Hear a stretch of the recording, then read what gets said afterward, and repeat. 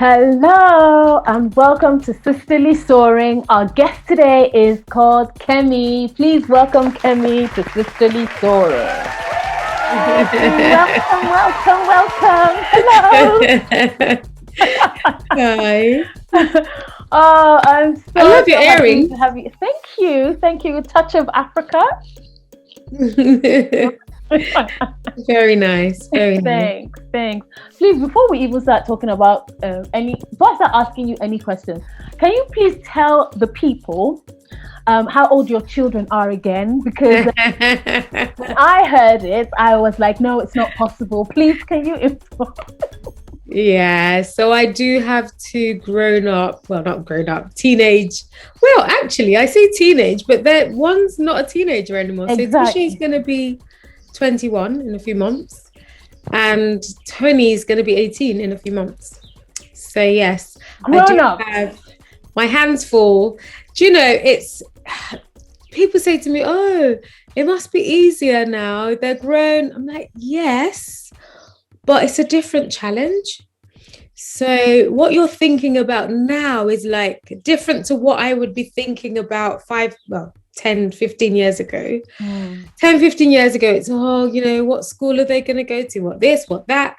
And it's almost like a different challenge for each stage of their life. Yeah. And so now all I'm worried about is, where are you going? Who are you with? I hope you're on the right track. It's easier in terms of I don't have to. So at work, I don't have to think, I need to close early. Maybe that's not a good thing. I need to go and pick up my children because, everyone, or better still, I need to homeschool. So I don't need to do much of that because they're kind of independent. They're okay. My daughter's got a tutor. So it's not that bad. But in a different way, it's like different pressure. It's like, what are you watching on? Who are you following? Who you've been exposed to? Who's influencing you? Who are you influencing? It's a different worry in itself. And it's like, I don't think when I say worry, I don't mean, you sit there and worry, but you have to think about these things. Yeah. And I guess they'll never stop being a child. Mm-hmm. And I guess, I mean, I've lost both my parents, but I probably was never, ever really grown up in their minds. Oh my God. I can't imagine. It's funny because I literally had this conversation with my 10-year-old just yesterday. He said to me, I can't remember what we were watching. And then he goes, why is he asking him, like a father was asking a son and the son was 23. He's like, why is he telling him what to do? Why is he asking you? He's grown up. I'm like, love, you never grow up. Children never grow. He's like, no, it's like your mom asking. I'm like, yeah, my mom still asks me. I'm still a child in her eyes. And I'm like, you better know that you're still a child in my eyes. I think when both of them actually were in year, and this happened in the same way. So Touche is my first, he's the boy. And I think round about year 5, primary 5, yeah, he started to say, I want to go to school by myself. You don't need to come with me. And I'm like, what do you mean? Like, how dare you? And then in year 6, and a lot of parents say this. So I'm trying to hold his hand to cross the road, and he's like, no, I know, I can cross the road. Like, how dare you? Oh my God. Give me your hands right now, you child. And it's almost like if they do that, they can't be seen by their friends. It's like, Anyway, I've got some questions for you. Yes. My first question is, what were your thoughts? So, sorry for people that don't know what I'm talking about. So, I have been talking about just like sharing experiences on the SOAR bootcamp that we attended. We attended the SOAR bootcamp together, and it was amazing. And I just decided to start doing these sisterly soaring videos to kind of like talk about our experience and just kind of encourage people, because it's just been an awesome journey and mind transformative. Anyway, so meditation, I want to know about meditation. What were your thoughts about meditation? Because it was something that was mentioned on the course. I want to know what your thoughts were before the course and what your thoughts are now, and how are you practicing meditation now? So I think before the course, I didn't have an idea that we were going to talk about meditations. I had no idea at all. Just me going on the course was really about, I guess, me wanting a different way of thinking, wanted to understand some of the things that I do and why I do certain things. So it was just almost like an adventure in, let me just see how it goes. So I wasn't anticipating anything around meditation. And so if I were to tell you what my thoughts are about meditation in general, I'm a Christian, so I'm very much involved. I have a relationship with Christ. Okay. And simply what that means is that I just have everything I do is centered around, okay, I must be led. I'm, a born again Christian. So there's certain things I can and can't do. And so anytime I've heard the word meditation in my world, it's really been a bit like, oh, you shouldn't be doing that because it's a bit demonic. It's not Christ-like, it's not scriptural. So this used to be my view. And for a lot of people in the church, maybe we tend to think that, there's certain things about meditation that aren't right. So I'd give an example: yoga, Pilates, all those things. I remember once many moons ago when I used to go to yoga, and I told a friend, and he was like, what? Can't believe you do that. You're a Christian. You're not meant to be doing that. And I thought, okay, what is it? Why is it so bad? And then he explained to me, and I thought, okay, fine. I get that. So ever since then, I've always had this thing about, you shouldn't really be meditate. You should meditate, but, in a way that's, so my own view of meditation is I sit down, I think about scripture, I dwell on it, and I, kind of think about it, and that's it. That's meditation. And so when it was said on the course that we'd go through meditation, I started to feel a bit jittery, like, oh, I'm not sure what I'm not sure. And yeah, it was a bit like, oh, after all I've known about meditation, I don't think so. I don't think I want to be involved, was what my initial thoughts. And then luckily, Bankole Williams was so good. And I think it was almost like he was reading my mind. And I probably guess he's been there. That's why he said this. And then he said, I really need to break this down to you guys, especially you Christians who think there's something untoward about meditation. And then my ears went, okay, what do you have to say about meditation? Exactly. Because I know what I know, and let me see what you have to say. And then he was just talking about, what meditation really is. Yeah. And I thought, whoa, okay, so you could even be meditating without you. So I do a lot of meditation without me knowing. So it's not necessarily, it's just deep thinking, deep thoughts, to a place where it takes you somewhere. Simply, that's how I put it. So he broke it down, and I thought, actually, there's nothing to that. If I'm listening to music, for example, there's this guy on YouTube that I really love him to bits, Dappy T Keys, and he just plays the piano, and it's really soft music. And literally, like, if I want to get into the mood of prayer right now, all I need to do is put that music on, and I could be there for as long as I want. So he really gets me into like that place. And so when he talked about meditation and this and that, I thought, oh, okay, something that I could relate to. And then he took us on a journey, and that journey was the most, I think for me, that probably was the highlight of SOAR for me. And the reason why it was a highlight is because it took me to a place where was real. It felt real, and I guess I don't know how to put it. During the meditation, right? During the meditation. So he first talked about what it was and what meditation is, and he kind of dispelled all the myths I had about meditation, which was quite good. So I kind of relaxed.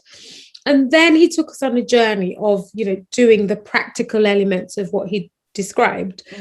And we went on this journey, and he kind of put on music, and he said, close your eyes. I closed my eyes, and he put on some music, you know, very mellow, nothing hard. And he kind of took us on a journey. And on that journey, I could literally see myself to a point where if I were, I mean, I'm explaining it to you now, but if I were to say to you that it felt as real as I'm talking to you now, like we're having this conversation, that's how real it felt.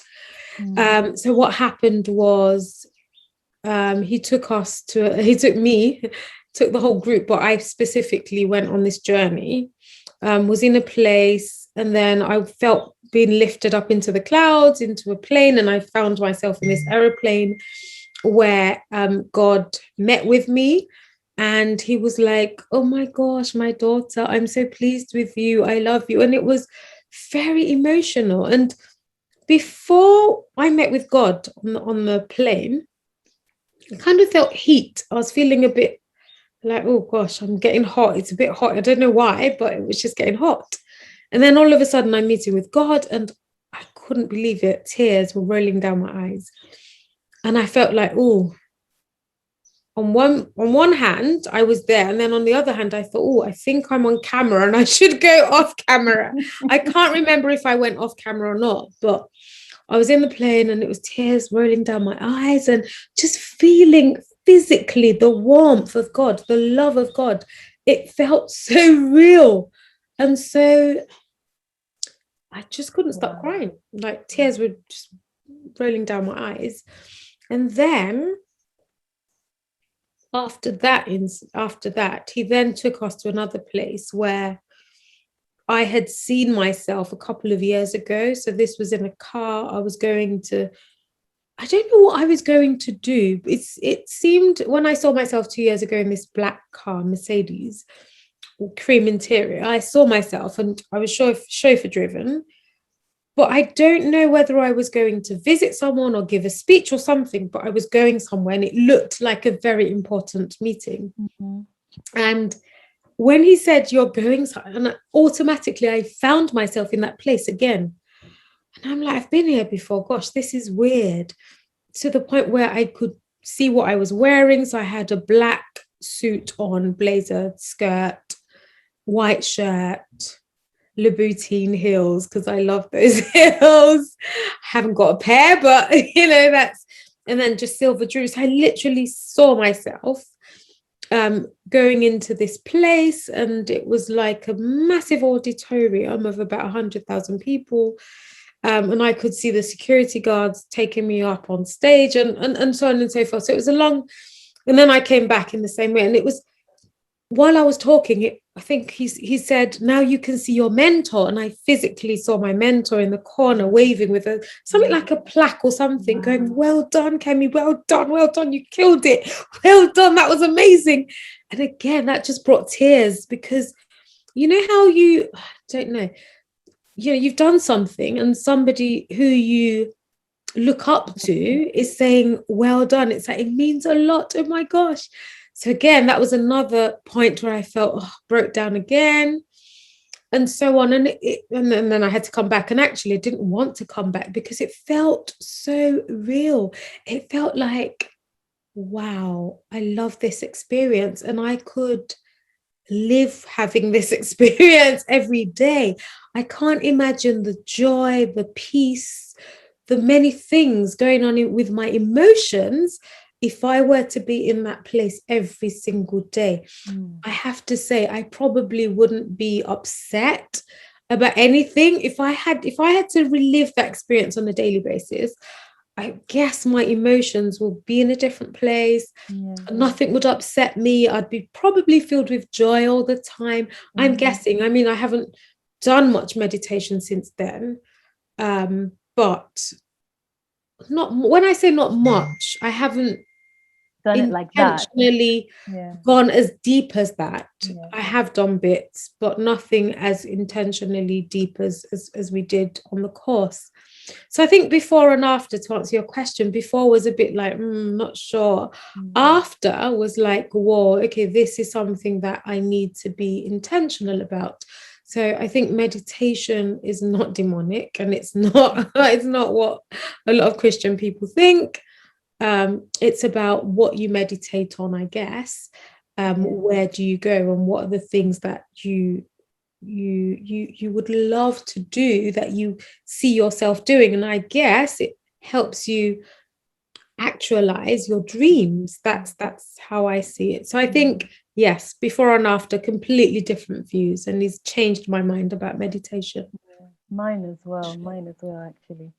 Okay, another question I have for you is, I know this one is a difficult one because it's been so difficult to choose just one thing, but if you were asked to choose one thing on the course that you didn't know before that absolutely blew your mind and transformed your life, what would it be?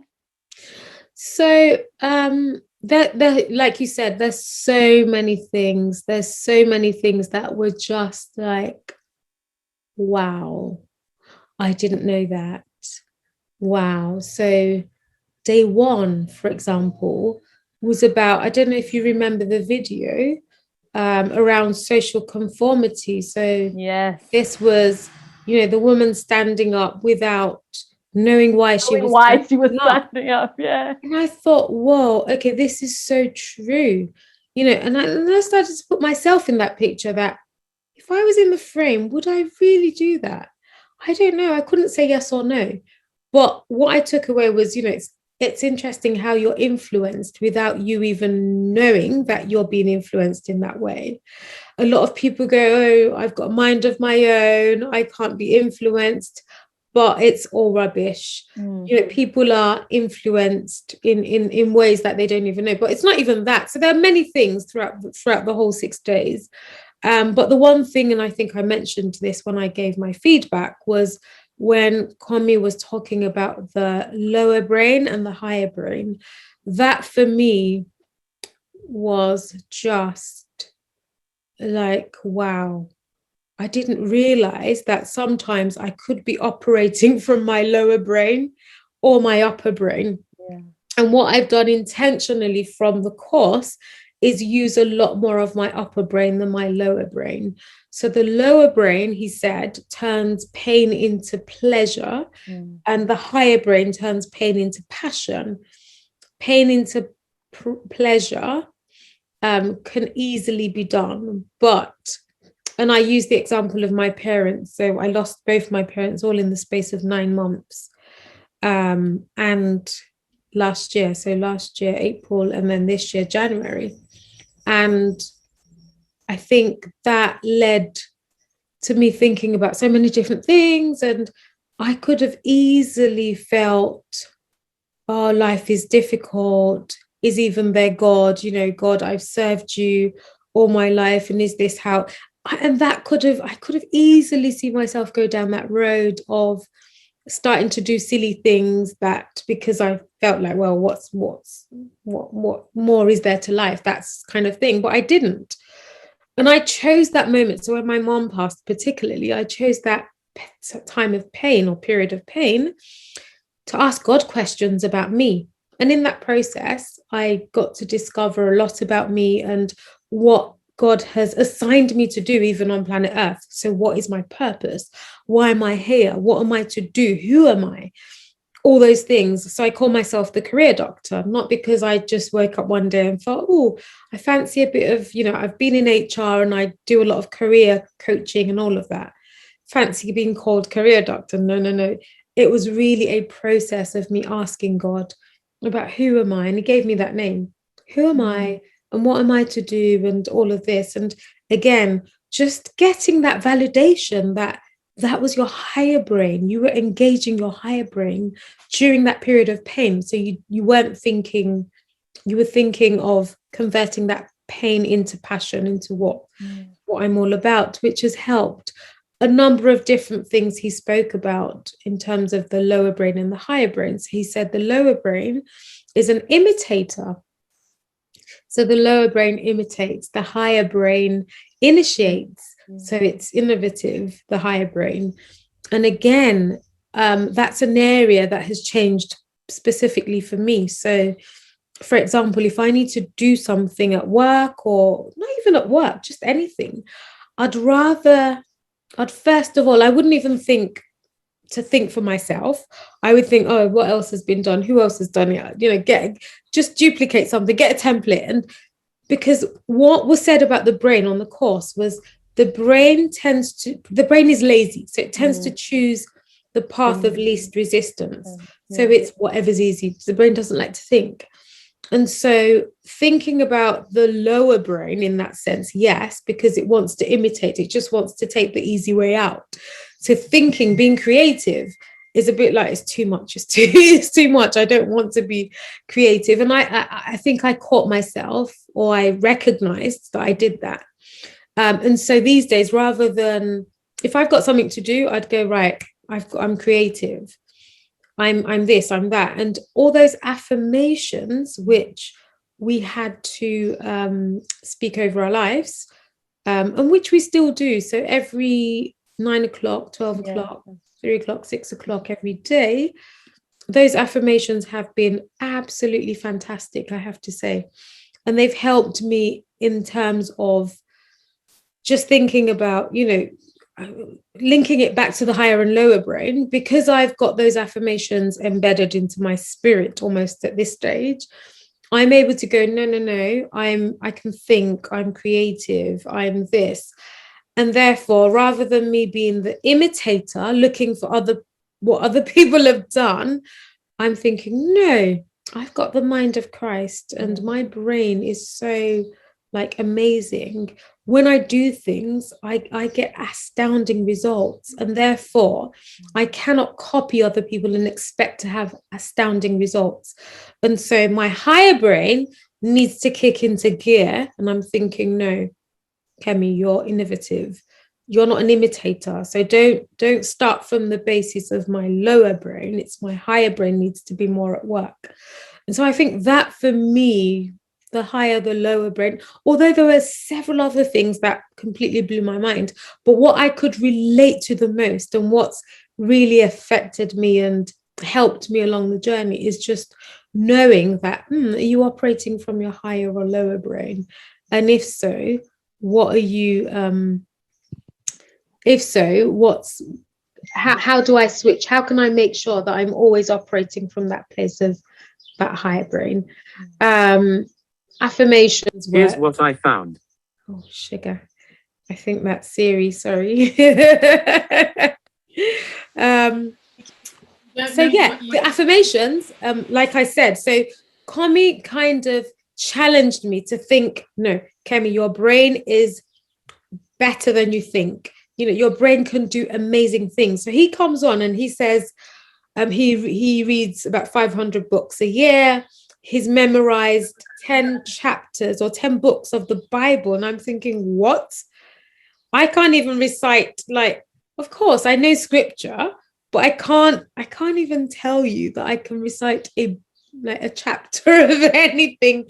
Maybe I can, but again, it's like, oh, I can't even do that. So no, I need to start. So he really challenged my thinking. He challenged my retention, my memory. He challenged everything. No, you can do it. And therefore, the affirmations that we were given, I've literally memorized it now. So, for example, when I catch myself thinking about things that are not helpful, I then quickly go to my affirmations. No, I stop myself from defaulting into negative emotions and immediately replace them with positive emotions of love, joy, and peace.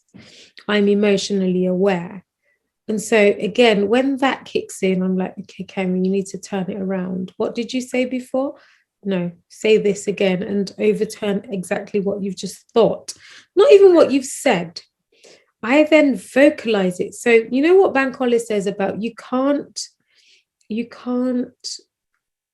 deal with negative thoughts with positive words, not positive thoughts. So you've always got to vocalize it. Yeah. So I've done that. So I do that a lot. And all those affirmations, I can give you examples of every single paragraph of how it's helped me. So I am the captain of this colony of 50 trillion cells. For me, that's being in charge. That's been having the mind. I'm able to control my feelings. I'm able to control my thoughts. I'm in charge. So I could go on and on and on, but that in answer to your question, it was really the higher and lower brain, and how it's made me think differently and do things differently, and even recognize where other people are operating from. So when people do things, I'm like, that's the lower brain at work. It's not the higher brain at work. And yeah, it's just recognizing it in me as well as other people, and just encouraging even my children that actually, no, you can think like this. Your brain's a lot more sharper and better than you're not even using it in the way that you should. So I think I'm starting to use it to encourage other people, where I hear them say, oh, I can't do this, or it's too much, or it's, yeah. Wow. Final words. What would you say to someone who is struggling with their thoughts, with their mind?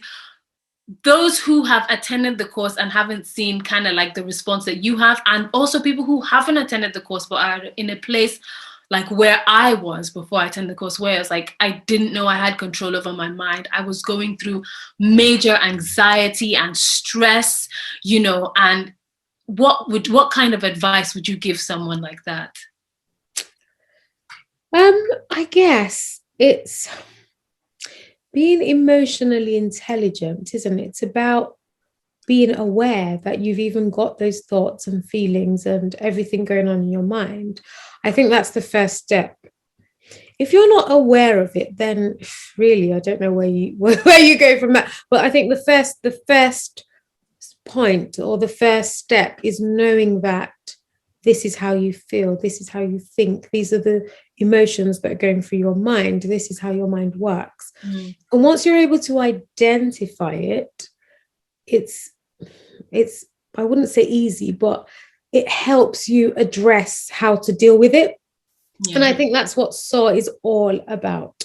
SOAR is all about helping you be the truest, grandest version of yourself. Okay, it's allowing you to embrace you as you, embrace your grandest identity as your true self. And I say that because at times we feel like, oh, we're not worthy of that. Oh, we're not, oh, how can I do that? And I didn't even realize that to some extent I used to do that. So when we had to fill in the forms or the feedback sheets, I think it was day 3, where one of the questions were, do you feel unworthy? And I thought, oh, how dare you? No, I don't feel unworthy. Of course I don't feel unworthy, right? And then the following day or thereabouts, I had an invitation to come and have a discussion about something. And when I looked at the panelists, I was completely intimidated, because I thought, whoa, these are people who have done like things that I can only dream of doing, right? And I'm there with them. I'm like, whoa, okay. And then I thought, that's what it means to be unworthy. That's exactly what it means. So yes, okay, I need to deal with this now. I need to deal with this, because no, I shouldn't be feeling unworthy. And it's just bringing myself back. So being aware of it is the first stage, being aware that this is how you feel, this is what you think, and just seek help.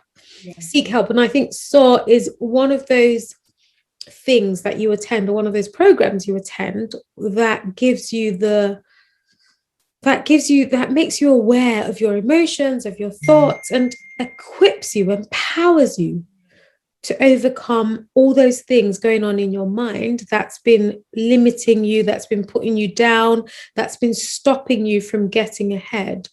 A lot of, dare I say, Christians would say, it's the enemy who's done this and blah, blah. But actually, sometimes it's us, preventing ourselves from doing so many things. And we don't tend to know it, because we're not in tune with our mind, with our thoughts, with all those things that are preventing us from, when Bankole said that 95% of your thoughts, and I can't quite say it in the same way as he did, but just to paraphrase, like 95% of our thoughts goes into our subconscious. 95% of what we do is from the place of our subconscious. And I thought, whoa, okay, so if that be the case, 95% of what I do is from a place of my, so then I need to feed my subconscious with positive things. And therefore, if I'm doing things, it has to be from a place of recalling good things and not recalling horrible things. I was having a conversation with my daughter this afternoon about what she watches on TV. So she was watching Frozen. My daughter's going to be 18. She's watching Frozen, and I'm like, why are you watching this? And she goes, oh, I am a child. And I thought, okay, I know you're a child, but she goes, oh, Mom, I love extremes. I love, the Disney stuff, and then the danger. And I was like, but Tony, you need to be mindful about what you put in your mind. Again, it's just being conscious that whatever you're feeding your subconscious will one day be recalled. And you don't even realize that it's because you've put it there. That's all that's there. And that's all that's going to come out. And so it's just being mindful that you need to fill it with good things, with things that are pure. I take this from the Bible, Philippians 4:9 or something like that, 8 or 9 or 6, Philippians 4, that says, meditate on things that are lovely, that are pure, that are just, that are honest, that are of good report. And really, it's just thinking about those things, surrounding yourself with things that you hear that would edify, that would help you, that would boost your spirit, that would just deposit great things inside of you, such that you're going through life and those are the things that are coming forth. You're going to be led by those things because that's what you've deposited. So it's just being conscious. So first of all, it's that awareness. Secondly, get help, whether it's via coach, whether it's via therapist, counselor, because sometimes we tend to it's almost like there's a stigma attached to you seeing a counselor or a therapist or somebody to help, because people think, well, what's wrong with you?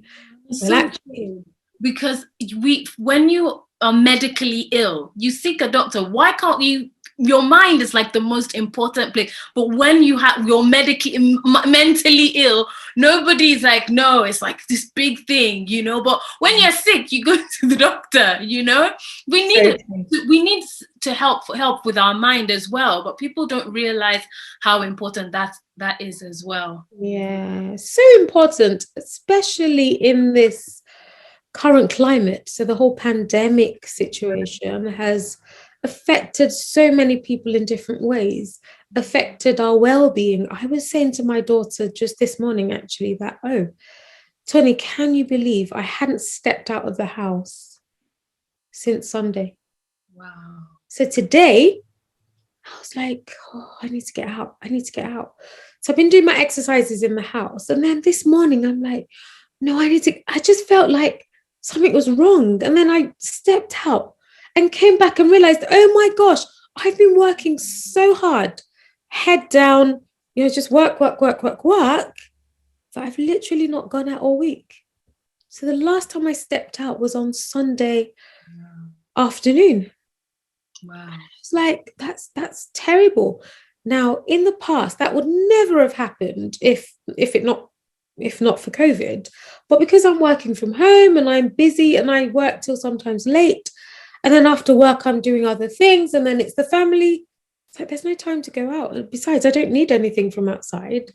My husband tends to go out more than I do. Yeah. But actually, that's not healthy. So again, it's all these, what's been going on in my mind. So if I wasn't somebody who was busy, for example, and I was just staying at home, can you imagine all the things that I'd probably be sitting in front of TV, putting stuff in my head? And those things affect you in a way that you don't even know. Don't forget that social conformity, that whole thing about being influenced without you knowing, it's there. So whatever you're watching is influencing you, whether you believe it or not, whether you know it or not. Yeah. Wow. Thank you so much, Kemi. Thank you so much for this conversation. appreciate it. I appreciate you and appreciate all that you do. You know, our career doctor. Thank you so much. Oh, thank you. That was amazing.